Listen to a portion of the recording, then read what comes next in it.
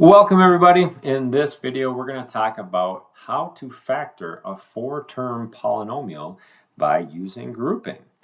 First thing that we are going to do is we have this four-term polynomial and we want to put it in order from the greatest degree to the smallest degree.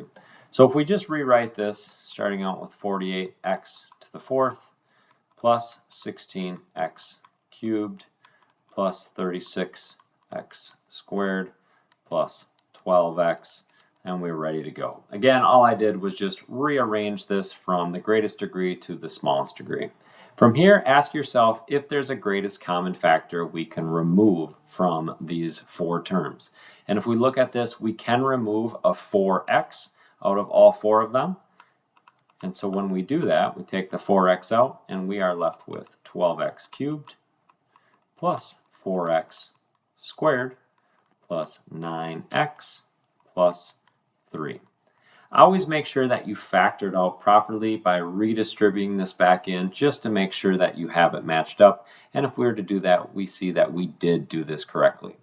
Ask yourself again if there's another greatest common factor you can remove. Sometimes when we take out the greatest common factor, we oftentimes may miss something. So when we take it out, just check to make sure that there aren't any missing factors that we could remove again. Here, there aren't anything that we could take out, so now we can move on to trying to factor by grouping.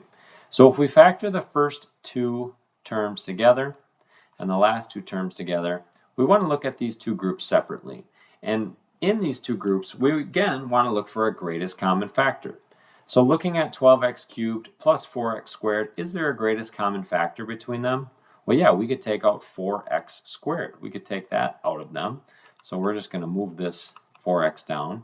And we can take out a 4x squared out of both terms.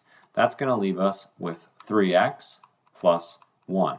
Again, check to make sure that you factored correctly. Redistribute back in to make sure you have the original. And yes, we would get 12x cubed plus 4x squared.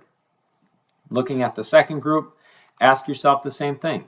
Is there a greatest common factor we can remove? Well, yeah, 3 is the greatest common factor. We can take that out, and we're left with 3x plus 1. At this point is when we check, does this factor by grouping work? Well, in order to know if it works, the items in parentheses need to match, and indeed they do match. Those are common factors, so now we can take this 3x plus 1 out of both of these as well to get our complete factored form. So the 4x again is going to stay the same. We take the 3x plus 1 out of both terms.